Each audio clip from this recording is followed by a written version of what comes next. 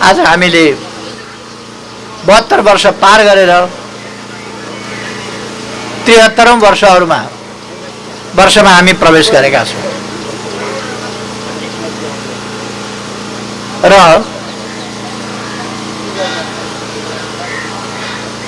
यति बेला म हाम्रा सबै कमरेडहरूलाई हार्दिक बधाई भन्न चाहन्छु कि हामीले गौरवपूर्ण 72 वर्षहरू पार गरेका छौँ, सफलताका 72 वर्षहरू पार गरेका छौँ, आशा जगाउने 72 वर्षहरू पार गरेका छौँ र हाम्रा बलिदान, दुःख कष्ट र पसिनाहरूका उपलब्धिहरू नेपाली जनताले प्राप्त गर्दै गएका 72 वर्षहरू पार गरेका छौँ। आगामी दिन मार्क्सवादी दर्शन, मार्क्सवादी लेनिनवादी सामाजिक परिवर्तनको सिद्धान्त र सामाजिक न्याय र समानता सहितको समृद्धिको उद्देश्य बोकेर हामी सामाजिक न्याय सहितको समृद्धि,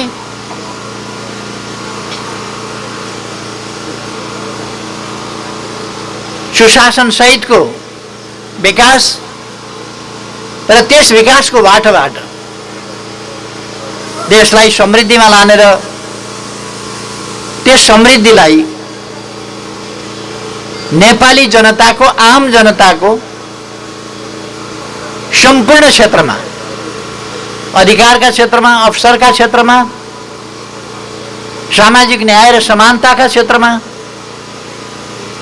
सुरक्षाका क्षेत्रमा, सम्मानका क्षेत्रमा, यी सबै क्षेत्रमा नेपाली जनता सुखी हुन सक्ने, समृद्ध नेपाल, सुखी नेपाली बनाउने आकांक्षा हामीले राखेका छौँ।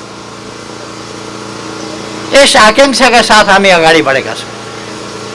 हाम्रो पार्टीले स्थापना कालदेखि नै, यसले पहिलो पर्चादेखि, यसका घोषणापत्रहरूदेखि सदैव राष्ट्रियताको पहरेदारको रूपमा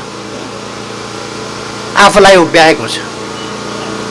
यसले लोकतान्त्रिक आन्दोलनको अगुवाको रूपमा आफूलाई उभ्याएको छ। सामाजिक न्याय र समानताको पक्षमा आफूलाई उभ्याएको छ। सुशासन र विकासको पक्षमा आफूलाई उभ्याएको छ र समग्र सामाजिक उत्थान र परिवर्तनको पक्षमा आफूलाई उभ्याएको छ। यसरी यो पार्टी, मैले अघि नै भने, यो एउटा राष्ट्रिय गुरु हो। यो पार्टीले गुरुको रूपमा चेतना जगाउने कुरा, सामाजिक अनुचित मूल्य मान्यताहरूलाई समुचित बनाउने ढङ्गले परिवर्तन गर्ने कुरा, ती कामहरूको अगुवाई यस पार्टीले गरेको छ र यसले राणा शासनमा स्थापना भएर आजको समयसम्म आइपुग्दा राष्ट्रियताको सवाल होस्, जनजीविकाको सवाल होस्, सामाजिक न्याय समानताको सवाल होस्, अथवा सामाजिक जीवनका अन्य पक्षहरू, विकास निर्माणको सवाल होस्, वातावरणीय प्रश्नका कुराहरू हुन् अथवा मानव अधिकारका कुराहरू हुन्, विभिन्न स्वतन्त्रताका कुराहरू हुन्, अब मानवीय मौलिक हकका कुराहरू हुन्, यी सबै पक्षमा अत्यन्तै वैज्ञानिक, उन्नत, समयानुकूल विचारहरू अगाडि सारेको छ र तिनको विचार मात्रै अगाडि सारेर बसेको छैन, तिनका निम्ति सङ्घर्षको मैदानमा उत्रिएको छ र सङ्घर्षहरू सञ्चालन गरेको छ। त्यसै अनुसार हामीले सफलता पनि प्राप्त गरेका छौँ। दुनियाँमा कम्युनिस्ट आन्दोलन धेरै प्रतिरक्षात्मक अवस्थामा भएको बेला हामी प्रतिरक्षात्मक अवस्थामा होइन, हामी सुदृढ अवस्थामा छौँ। फेरि पनि आन्दोलन भनेको यो निर्वाध ढङ्गले बिना व्यवधान चल्ने कुरा होइन। यदि बिना व्यवधान चल्थ्यो भने वर्ग सङ्घर्ष, प्रतिगामी शक्तिहरू, तिनका हतियार वा संकीर्ण स्वार्थका लागि जे पनि गर्न सक्ने खालका तत्त्वहरू तिनीहरूको उपस्थिति नै हुँदैन थियो। तर समाजमा विभिन्न प्रकारका तत्त्वहरू हुन्छन् र ती तत्त्वहरूले समाजलाई अगाडि जानबाट रोक्न खोज्छन्, आफ्ना स्वार्थहरूलाई प्राथमिकता दिन्छन्। आफ्ना स्वार्थ पुरा भएन भने अनेक प्रकारका हत्तो थाप्छन्, अनेक प्रकारका आरोप लगाउँछन् र क्रान्तिका, सामाजिक परिवर्तनका, अग्रगमनका प्रयासहरू का चक्काहरू गुड्न नदिनका लागि सम्भावना आउँछ। ती कुराहरू हामी अहिले पनि देखिराखेका छौँ। तर म भन्न चाहन्छु, त्यस्ता कुनै पनि प्रयासहरू, यस्ता अनेक प्रयासहरू यस पार्टीले उतार चढावका कुराहरू बेग्लै हुन्। धक्का लाग्नु र फेरि उठ्नु, फेरि निर्वाध अगाडि बढ्न नपाउनु र धक्का लाग्नु, यो एक ढङ्गले भन्ने हो भने नियम जस्तै कुरा हो। यो जरुरी थिएन, तर यो पर्छ यस्तो कुरा। तसर्थ हामीले पनि यस्ता कुराहरू झेलिरहेका छौँ। यति बेला म पार्टीका संस्थापकहरूदेखि कमरेड पुष्पलाल लगायत, अघि नै प्रदीप कमरेडले राखिसक्नु भएको छ, संस्थापकहरू, यद्यपि कलकत्तामा स्थापना गरेका बेला पुष्पलाल, निरञ्जन गोविन्द वैद, नरबहादुर कर्मचार्य र नारायण विलास जोशी, उहाँहरू 4 जना हुनुहुन्थ्यो। र त्यति बेला संस्थापकहरूले मोती देवीलाई पनि संस्थापक मान्ने भनेको हुनाले हामीले उहाँलाई पनि संस्थापक मानिआएका छौँ। यद्यपि उहाँ स्थापना गर्दा कलकत्तामा हुनुहुन्न थियो, तर पनि त्यति बेलै संस्थापकहरूले मानिआएको हुनाले हामीले मान्ने गरेका छौँ। त्यो एउटा इतिहास भइसक्यो र त्यसलाई हामीले उलटफेर गरिरहनु पर्ने केही आवश्यकता छैन। म सबैप्रति आदरभाव, सम्मान, श्रद्धासुमन अर्पण गर्न चाहन्छु। केही अघिसम्म हाम्रो बिचमा संस्थापकहरू नै हुँदै हुनुहुन्थ्यो। अहिले संस्थापकहरू सबै नै एक ढङ्गले भन्ने हो भने त्यो स्थापना कालको जेनेरेसन लगभग सिद्धिएको छ। त्यस कालका व्यक्तिहरू हुनुहोला, तर संस्थापनासँग जोडिएका अथवा स्थापनासँग जोडिएका व्यक्तिहरू हाम्रो बिचमा रहनु भएन। म उहाँहरू सबैलाई सिँगै पार्टीको तर्फबाट श्रद्धासुमन अर्पण गर्न चाहन्छु। आज अर्को पनि सन्दर्भ परेको छ। हामीले हाम्रो पार्टीको केन्द्रीय कार्यालय भवन 72 सालको भूकम्पले यसलाई ध्वस्त बनाएको थियो। यही ठाउँ हो, हामी अलिअलि जगहरुको भग्नावशेषहरू थोरै तिनो देख्न सक्छौं। यही ठाउँमा हाम्रो केन्द्रीय कार्यालय थियो। तर 72 साल वैशाखको भूकम्पले 12 गते, 13 गते, 25 गते, 29 गते यी विभिन्न गतेमा आएका भूकम्प र त्यसका शक्तिशाली पराकम्पहरूले देशका धेरै भागमा धेरै क्षति पुर्याएको थियो। त्यस क्षतिमध्ये हाम्रो केन्द्रीय कार्यालय पनि एउटा हो। जे होस्, हामी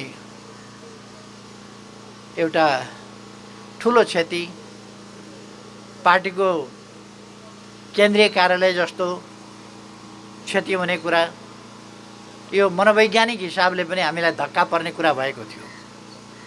तर आज हामीले फेरि पार्टी कार्यालय निर्माणका लागि शिलान्यास गरेका छौँ र लगभग अघि नै प्रदीप गेवाली कमरेडले राखिसक्नुभयो। लगभग 2 वर्षमा हामी त्यो अगाडि प्रस्तुत गरिएको चित्रमा देखाइएको जस्तो केन्द्रीय कार्यालय त्यो हामीले नमुना बनाएका छौँ। त्यसअनुसारको केन्द्रीय कार्यालय 2 वर्षभित्र यस ठाउँमा स्थापना गर्नेछौँ। उपलब्ध हुन सकेमा हामी उपयुक्त ढङ्गले उपलब्ध हुन सकेमा हामी जमिन विस्तार गर्ने र यसलाई अनुकूल बनाउने कोसिस गर्नेछौँ। सकिएन भने यही 7-8 रोपनी कति छ, 8 रोपनी होला, 13 छैन, 8 रोपनी, यही 8 रोपनीमा हामीले खुम्चिनुपर्ने हुन्छ। यो यति नै जमिन हो, यो देखिएको, त यसमा नै पनि भवन बनाउन सकिन्छ। हामी पार्किङ अन्डरग्राउन्ड गर्नेछौँ, बाहिर पार्किङको ठाउँ छैन र यो ठाउँ हाम्रा लागि निकै, यति नै ठाउँ चाहिँ निकै साँघुरो हुन्छ। तर पनि केन्द्रीय कार्यालय हामीले यहीँ बनाउनु पर्ने, यो अनेक हिसाबले यहाँ बनाउनु पर्ने एउटा भावनासँग जोडिएको कुरा छ। अरू कतिपय पक्षहरू छन्, त्यसकारण वर्ष यहीँ बनाउन हामी लागेका छौँ। अब यसलाई विस्तार गरेर पनि बनाउन लागेका छौँ। दोस्रो यो हामी गर्दैछौँ। र अर्को कुरा, आज दुनियाँको मानव जातिको इतिहासमा एउटा बेग्लै इतिहासको रचना गर्ने, बेग्लै सन्दर्भको सिर्जना गर्ने र मानव जातिको सोचमा, चिन्तनमा फरक पार्ने, विचारलाई व्यवहारिक रूपमै क्रान्तिद्वारा जनताको साथ लिएर मजबुत शासकहरूलाई निहत्था श्रमजीवी वर्गले कसरी शासनबाट, यदि शासन अत्याचारी भयो भने कसरी हटाउन सक्छ र वर्गीय सङ्घर्ष भनेको कति बलियो हुन्छ र श्रमजीवी जनता कति मजबुत हुन्छ भन्ने कुराको दृष्टान्त। सामाजिक परिवर्तन अगाडि बढ्छ, न्यायपूर्ण समाज स्थापनाका मानवीय आकाङ्क्षाहरू, सामाजिक न्याय, समानता र सुख प्राप्तिका मानवीय आकाङ्क्षाहरू कति प्रबल छन् भन्ने कुरा पहिले चर्चा हुने गर्थ्यो, सिद्धान्तमा चर्चा हुने गर्थे।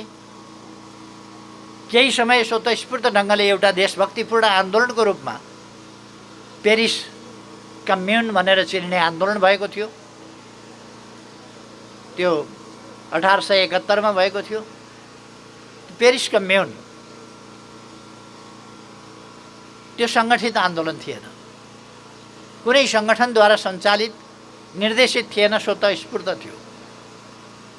त्यो धेरै वर्गीय चेतनाबाट पनि माथि उठेको थिएन। त्यो एउटा देशभक्तिपूर्ण आन्दोलन थियो। देशभक्तिपूर्ण भावनाले बाह्य आक्रमणका विरुद्ध लड्नका लागि जनताले स्वतःस्फूर्त रूपमा पेरिस कब्जा गरेका थिए। तर त्यो लामो समय टिक्न सकेन, त्यो स्वाभाविक थियो, नटिक्नु पर्यो। ती अनुभव सारालाई लिएर लेनिनले क्रान्ति सम्पन्न गर्नुभएको थियो 1917 र दुनियाँमा उपनिवेशवादको अन्त्यको युग लेनिनको त्यस आन्दोलनबाट सुरु भयो। सामाजिक मुक्तिको सफलताको इतिहास त्यहाँबाट सुरु भयो। सामाजिक न्याय र समानताको वास्तविक अर्थमा कार्यान्वयनको एउटा नयाँ युग सुरु भयो। महिलाहरूले मताधिकार प्राप्त गर्नेदेखि लिएर सामाजिक समानताका सम्पूर्ण पक्षहरूमा एउटा नयाँ उद्घोष त्यहाँबाट सुरु भयो। राष्ट्रहरू जागे, जनताहरू जागे, तनासाहरूको मुटुमा ढ्याङ्ग्रो ठोकियो र लेनिनलाई पराजित गर्न, सोभियत सङ्घलाई पराजित गर्न, बोल्सेविक पार्टीलाई पराजित गर्न अनेक प्रकारका प्रयासहरू भए। तर त्यस प्रयासलाई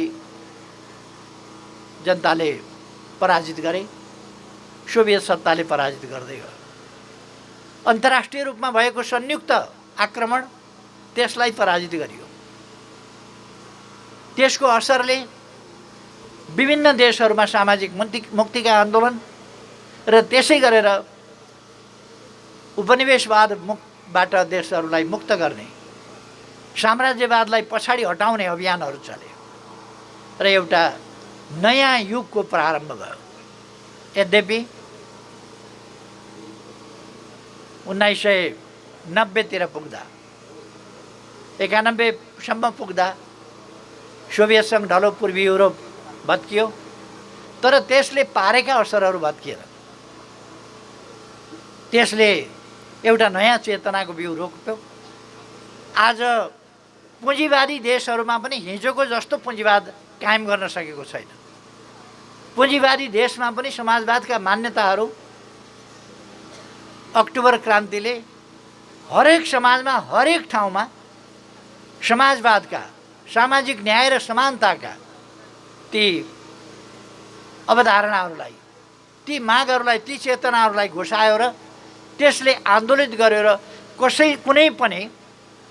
कुनै पनि प्रतिक्रियावादी शासकले पनि आफ्नो अस्तित्व जोगाउनु पर्ने छ भने अस्तित्व जोगाउनका लागि पनि रिफर्महरू गर्न पर्यो र त्यो रिफर्म अवश्य नै जनताको पक्षमा, हरेक सुधार जनताको पक्षमा हुनैपर्छ।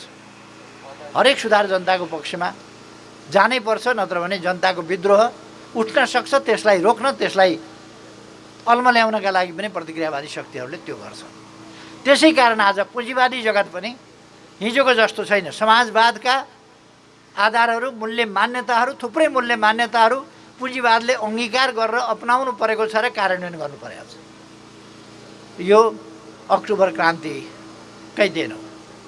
त्यसपछि भएका चीनका, भियतनामका, इन्डोचीनका, क्युबाका, दुनियाँका विभिन्न भागका विभिन्न प्रकारका आन्दोलनहरू, जसले दुनियाँको चेतनामा कति समाज परिवर्तन भयो, कति राज्य सत्तामा परिवर्तन भयो, त्योभन्दा बढी राज्य सत्तामा परिवर्तनभन्दा बढी सामाजिक परिवर्तन चाहिँ, भित्रभित्रै सामाजिक परिवर्तन चाहिँ ठुला परिवर्तनहरू भए। यसरी विश्वमा एउटा नयाँ युगको, सर्वथा नयाँ युगको, सामाजिक न्याय र समानता भनेको अपरिहार्य छ भन्ने युगको सुरुवात भयो। त्यसले आज हामी संयुक्त राष्ट्र सङ्घको बडापत्र हेर्न सक्छौँ। संयुक्त राष्ट्र सङ्घका बडापत्रमा सामाजिक न्याय र समानताका कम्युनिस्टहरूले भन्ने गरेका, मार्क्सले, एङ्गल्सले वा लेनिनले भन्ने गरेका सामाजिक न्याय र समानताका थुप्रै पक्षहरू त्यसमा झन्डै भन्ने भने सम्पूर्ण हिसाबले चाहिँ बेष्टित भएको स्थिति छ। त्यसकारण आज जुनसुकै देशका मान्छेहरू पनि, कुनै पनि मान्यताका मान्छे हुन्, आज असमानताको, रङ्गभेदको, वर्गभेदको वकालत गर्न सक्दैन। त्यसर्थ त्यो एउटा ठुलो परिवर्तन थियो। त्यस्तो परिवर्तनको अगुवाई गर्ने, त्यस्तो परिवर्तनको नेतृत्व गर्ने लेनिनको यो 151 जति हो क्या, 151 जन्म जयन्ती पनि आज परेको छ र यस अवसरमा म महान लेनिनप्रति श्रद्धासुमन अर्पण गर्न चाहन्छु। उहाँका योगदानहरूको कदर र सम्मान गर्न चाहन्छु। हामी उहाँले देखाएका सामाजिक न्याय, समानताका र महान पवित्र उद्देश्यहरू सफल हुन सक्छन्। पवित्र उद्देश्य जनतालाई साथ लिएर साकार पार्ने हो, जनतालाई सचेत बनाउने, सङ्गठित गर्ने र साकार पार्ने हो पवित्र उद्देश्यहरू। त्यो कुरामा हामी विश्वास गर्छौँ र त्यस बाटोमा दृढताका साथ अगाडि बढ्छौँ। हाम्रो पार्टी स्थापनाको सन्दर्भमा पनि हाम्रा अग्रजहरूले राणा शासनको अन्धकार युगमा कहीँ कतै केही सङ्गठन नभएको बेला, त्यस्तो बेलामा थोरै मान्छेले सङ्गठन गरेर यो देशमा न्यायोचित शासन प्रणाली, व्यवस्था र सामाजिक प्रबन्ध ल्याउँछौँ भनेर जुन उद्घोष गर्नुभयो र त्यसअनुसारको प्रयासका लागि पार्टी स्थापना गर्नुभयो। यो असाधारण कुरा थियो, असाधारण दूरदर्शी थियो, असाधारण दूरदर्शिता। यसलाई म सिँगै पार्टीको तर्फबाट, आजको जेनेरेसनको तर्फबाट उहाँहरूको यस दूरदर्शितालाई सम्मान गर्न चाहन्छु, प्रशंसा गर्न चाहन्छु र उहाँहरूले अगाडि सार्नुभएका आदर्श उद्देश्यहरूप्रति हामी अनवरत अगाडि बढ्ने कुराको प्रतिबद्धता दोहोऱ्याउन चाहन्छु। म हाम्रो पार्टीका तमाम कार्यकर्ता साथीहरूलाई, कठिनाइहरू छन् अलिकति, आज विभिन्न प्रकारका शक्तिहरू हाम्रा विरुद्ध हामीलाई हाम्रो चरित्र हत्या गर्ने, अपमान गर्ने, यस पार्टीलाई अलोकप्रिय बनाउने प्रयास गर्ने, यी सबै कुराहरूमा लागेका छन्। हामीले देखेका छौँ। हामीले बडो मेहनतका साथ पार्टीलाई एकजुट बनाएका थियौँ। पार्टीलाई एकजुट बनाएर लगभग 2/3 स्थितिमा आजको विश्व परिस्थितिमा चुनावको माध्यमबाट 2/3 लगभग स्थितिमा हामी 64% अवस्थामा छौँ। 66% लगभग भए 2/3 पुग्छ। 2% मात्रै हामी 2/3 नपुगेको। यस्तो अन्तर्राष्ट्रिय परिस्थितिमा, यस्तो तनावग्रस्त स्थितिमा र यति धेरै जटिलताहरू भएको, कतै हिंसा छ, कतै पृथकतावाद छ, कतै के छ, यस्तो स्थितिमा हामीले अनेक प्रकारका प्रतिक्रियावादी शक्तिहरू, सलबलाइरहेका प्रतिगामी शक्तिहरूले इच्छा अझै नछोडेका यस्ता परिस्थितिमा कम्युनिस्टको झन्डा उठाएर कम्युनिस्टकै नाउँमा हामी लगभग 2/3 स्थितिमा पुगेका थियौँ। केही व्यक्तिहरूको चरम महत्त्वाकांक्षा, अरू कसैले लिड गरेको देख्न नसक्ने अथवा कसैले सफलता पाएको देख्न नसक्ने, कसैको अलिकति सफलताको चर्चा कसैले गरेको सुन्न नसक्ने, कसैको प्रशंसामा कसैले बोलेको सुन्न नसक्ने संकीर्ण प्रवृत्ति र म र मेरो भन्ने र आत्मकेन्द्रित व्यक्तिवादी संकीर्ण स्वार्थमा आधारित भएका त्यस्ता विचारहरू, त्यस्ता प्रवृत्तिहरूले हाम्रा उपलब्धिहरूमाथि हमला गरे। त्यो सङ्गठित हमलाको सिलसिलामा हामीलाई थाहा छ, त्यो सङ्गठित हमलाको सिलसिला कति निर्मम थियो। शासनमा यदि भएका भए के गर्थे होला? शासनमा नहुँदा पनि म 56 वर्ष अगाडिदेखि कम्युनिस्ट आन्दोलनमा लागेको छु। 50 वर्ष अगाडि एउटा नयाँ आन्दोलन सुरु गरेर जति बेला आन्दोलन विभाजित थियो त्यस बेलादेखि लागेको छु। तर म माथिबाट हमला सुरु भयो। मलाई हमला पनि यस्तो भयो कि साधारण सदस्यताबाट पनि निष्कासन गर्ने, दलको नेताबाट हटाउनु एउटा कुरा थियो, अध्यक्षबाट हटाउनु एउटा कुरा थियो, तर साधारण सदस्य पनि नरहने गरी उद्घोष थियो। केपी ओलीलाई सिद्ध्याइयो, केपी ओलीलाई समाप्त पारियो, पत्ता साफ गरियो, भित्तामा टसाइदिन्छु, भित्तामा टसाएँ, धुलोमा मिलाइदिन्छु, धुलोमा मिलाएँ आदि।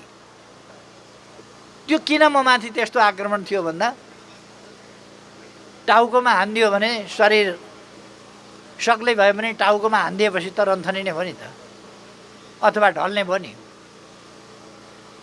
त्यसरी टाउकोमा हान्ने नीति उनीहरूको रह्यो र नेतृत्वदेखि प्रहार गर्ने, तलका कार्यकर्ता होइन, म यो पङ्क्तिमा बसेका साथीहरू कारबाहीमा फटाफट कारबाहीमा पार्यौँ र एउटा तथाकथित कारबाही प्रयास के हो भन्ने कुरा र कति निर्मम आक्रमण हाम्रो आन्दोलन, हाम्रो पार्टीमाथि कति निर्मम आक्रमण भएको थियो, कति निर्मम प्रहार भएको थियो, आन्दोलन ध्वस्त पार्ने कति निकृष्ट प्रयास भएको थियो, त्यो कुराको एउटा परिणाम हो, त्यो दृष्टान्त हो।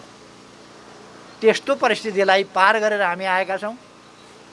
हाम्रो पार्टीलाई अनुचित ढङ्गले कब्जा गर्ने, पार्टी कब्जा गर्ने, आन्दोलन ध्वस्त पार्ने, हामीहरूलाई त माटामै मिलाइदिने भन्ने उनीहरूको थियो। यस प्रकारले क्रियाकलापहरू गर्ने अहिले पनि चलिराखेका छन्। पार्टीकै नाउँमा पार्टीभित्रबाट कहीँ फ्लोर क्रस गर्ने। नेपालको संसदीय आन्दोलन, लोकतान्त्रिक आन्दोलन र संसदीय इतिहासमा यति साह्रो अराजक यस्तो दृश्य कहीँ कहिल्यै पनि देखिएको छैन। बरु अलग भएका छन्। पार्टीभित्रै बस्ने, अनुशासनहीन काम गर्ने, फ्लोर क्रस गर्ने र गर्व गर्ने, त्यसमा फ्लोर क्रस गरेर कम्युनिस्ट पार्टीलाई कमजोर पारेकोमा गर्व गर्ने, यस प्रकारका प्रवृत्तिहरू हामीले देखेका छौँ। त यस्ता प्रवृत्तिहरूका विरुद्ध हामी जुधिरहेका छौँ र हाम्रो पार्टी मजबुत छ। हाम्रो पार्टीले, हामीले प्रतिनिधि सभा विघटन गरेका थियौँ। परिस्थितिवश प्रतिनिधि सभा पुनर्स्थापना भएको छ, केही छैन त्यसले। हामीलाई पार्टी विहीन बनाउने अवस्थामा लान खोजिएको थियो, त्यसलाई हामीले असफल पारेका छौँ र आन्दोलन फेरि हामी सफलतापूर्वक अगाडि बढेका छौँ, जितका साथ अगाडि बढेका छौँ, अगाडि बढ्नेछौँ। म कमरेडहरूलाई विश्वास दिलाउन चाहन्छु, कुनै प्रकारले पनि निराश हुनुपर्ने अवस्था छैन। तपाईँहरूलाई थाहा छ, उनीहरूले सडकबाट हामीलाई विभिन्न ढङ्गले कारवाही गरेर निकाल्यौँ, हटायौँ भनेर तमासा गरेका हुन्, नगरा पिटाएका हुन् हाम्रा विरुद्ध। हामी आन्दोलनबाट पाखा लगायौँ भनेर हाम्रा विरुद्ध भएको थियो। तर यति उपद्रव गर्दा पनि, अर्को पार्टी देशभरि खोलेर हिँड्दा पनि अहिलेसम्म हामी कारबाही नगरेर सम्झाइ बुझाइ गर्ने प्रयास गरिरहेका छौँ। अहिले पनि हाम्रो प्रयास सम्झाइ बुझाइ गर्नेमा छ। अहिले पनि हाम्रो प्रयास सम्झाउनेमा छ, सच्याउनमा छ। अहिले पनि हाम्रो प्रयास भरसक पार्टीमा क्षति नहोस् भन्ने कुरामा छ। तर पार्टी जे पनि गर्न पाइने, अराजकता पनि हुने, अनुशासनहीनता पनि चल्ने, यस्तो खालको ठाउँ चाहिँ होइन। पार्टी अनुशासित बनाउनुपर्छ। हामीले अनुशासनहीनतासँग हामी सम्झौता गर्न सक्दैनौँ, अराजकतासँग हामी सम्झौता गर्न सक्दैनौँ। हामी अनुशासनहीनता, अराजकता, पार्टी विरोधी गतिविधि, गुटगत गतिविधिलाई अब कुनै पनि हालतमा मान्यता दिन सक्दैनौँ। त्यसकारण मैले भनेको छु, व्यक्तिगत तवरमा कुराकानी हुन सक्छ, व्यक्तिगत तवरमा कुरा गर्ने, व्यक्तिगत तवरमा सच्याउने, व्यक्तिगत तवरमा जिम्मेवारी दिने कुरा हुन सक्छ। समूहगत रूपमा पार्टीभित्र गुट बनाउने अनि मेरो गुटको यति भाग भन्ने, यस्ता भागभण्डाहरू अब उपरान्त पार्टीमा चल्दैन। हामीले धेरै अनुभवले देख्यौँ, धेरै अनुभव हामीले देख्यौँ कि त्यस्तो भयो भने के हुन्छ। पार्टी भित्रभित्र यस्तो खोक्रो हुन्छ, यति खोक्रो हुन्छ पार्टी, टगपुहार भन्ने हामीले देखेका छौँ। डोरी तानातान, यता पनि त्यति नै मान्छे, यता पनि त्यति नै मान्छे गरेपछि एउटा डोरी तानातान हुन्छ, चुडिएला कतै पनि जाँदैन। किनभने बराबरी मान्छेले तानेको छ। त्यो डोरी एकैतिर तान्ने हो भने त एकैजना मान्छेले डोरी गुर्र लिएर कुद्छ नि। कहिले कहिले के हुँदो रहेछ, सयौँभन्दा हजारौँभन्दा एकैजना पनि ठिक छ भने त्यसले तान्न सक्दो रहेछ। तर दुईतिरबाट तान्यो भने कतै पनि जाँदो रहेछ। दुईतिरबाट तान्ने होइन। पार्टी एकतिर तान्नुपर्छ, एकतिर हाँक्नुपर्छ, एकतिर अगाडि बढाउनुपर्छ। त्यस ढङ्गले पार्टीलाई एक ढिक्का बनाएर, एकताबद्ध ढङ्गले, अनुशासित ढङ्गले, सही विचारमा आधारित सुदृढ सङ्गठन, व्यापक सङ्गठन, अनुशासित सङ्गठन र गतिशील सङ्गठन हाम्रो नारा हो। सङ्गठन सुदृढ हुनु पर्यो, सङ्गठन अनुशासित हुनु पर्यो। सुदृढ नभएको, भाँडभैलो भएको, अनुशासनहीन सङ्गठनले केही पनि गर्न सक्दैन। विगत 3 वर्ष एकीकरण त हामीले गऱ्यौँ, तर सङ्गठन चलिराखेको थिएन। सङ्गठन चलिराखेको थिएन। कोही सङ्गठन बनेकै थिएनन्। प्रदेश नम्बर 2 मा त कमिटीहरू नै बन्न सकेनन्। बनेका ठाउँमा शपथ ग्रहण भएन। त्यसो भएर त्यस स्थितिलाई अब अन्त्य गरिएको छ र हामी सकेसम्म साथीहरूलाई हरेकलाई हामी गल्ती महसुस गर, अराजकता छोड, अनुशासित भएर पार्टीमा आएर काम गर। त्यो अवसर अहिले पनि दिन चाहिरहेका छौँ। अहिले पनि हामी कुरा गरिरहेका छौँ। तर यसलाई यदि कसैले कमजोरी ठान्यो भने, यदि कसैले अब पार्टीलाई फेरि बिथोल्न सकिन्छ, बिथोल्ने मनसायले व्यवहार गर्न खोज्छ भने अथवा समूहगत रूपमा गुटको प्रतिनिधित्व गर्दै कसैले कुरा गर्न खोज्छ भने त्यो कुरा सम्भव छैन। हामी एउटा नयाँ गतिका साथ, हाम्रो अगाडि नयाँ अभिवारा छ, नयाँ कार्यभार छ, त्यो पुरा गर्न नयाँ सङ्कल्प, नयाँ गतिका साथ हामी अगाडि बढ्दैछौँ। त्यसै अनुसार तयारी रहन म सम्पूर्ण नेता कार्यकर्ता कमरेडहरूलाई हार्दिक आग्रह गर्न चाहन्छु र आम नेपाली दाजुभाइ दिदीबहिनीहरूमा, जनसमुदायमा म के आग्रह गर्न चाहन्छु भने यस पार्टीले आफ्नो कर्तव्य बिर्सिँदैन, आफ्नो कामको अभिभारा बिर्सिँदैन। समृद्ध नेपाल, सुखी नेपाली बनाउने आफ्नो राष्ट्रिय आकाङ्क्षा, आफूले निर्धारण गरेको राष्ट्रिय आकाङ्क्षा र परिपूर्ण लोकतन्त्र, त्यही हो समाजवाद उन्मुख भनेको। त्यही हो समाजवाद भनेको, परिपूर्ण लोकतन्त्र। समाजवाद उन्मुख हुँदै हामी समाजवादमा पुग्नेछौँ, त्यही हो परिपूर्ण लोकतन्त्र। त्यो राजनीतिक क्षेत्रमा मात्रै होइन, राजनीतिक, आर्थिक, सामाजिक, सांस्कृतिक क्षेत्रमा, वातावरणीय पक्षमा, अरू मानव जीवन र पृथ्वीका अनेक सरकारवाला प्रश्नहरूमा, चाहे त्यो सामाजिक सुधारका पक्ष हुन्, चाहे पूर्वाधार विकासका पक्ष हुन्, चाहे समग्र विकासका पक्ष हुन्, अथवा समाजलाई अगाडि बढाउने, माथि उठाउने कुराहरू होस्, यी सबै पक्षमा ध्यान दिएर हामी सम्पूर्ण लोकतन्त्र, सम्पूर्ण पक्षहरूलाई समेटेको लोकतन्त्र, त्यस्तो लोकतन्त्रका साथ अगाडि बढिरहेका छौँ। हामीसँग मुकाबला गर्ने कुनै विचार सामाजिक परिवर्तन, रूपान्तरण र व्यवस्थापनको सम्बन्धमा हामी वा हाम्रो पार्टीले जुन विचारहरू अगाडि सारेको छ त्योभन्दा उन्नत विचार, व्यवस्थित विचार, परिष्कृत विचार, वैज्ञानिक विचार अर्को हुनै सक्दैन। त्यस ढङ्गले हामीले हाम्रा विचारहरू अगाडि सारेका छौँ।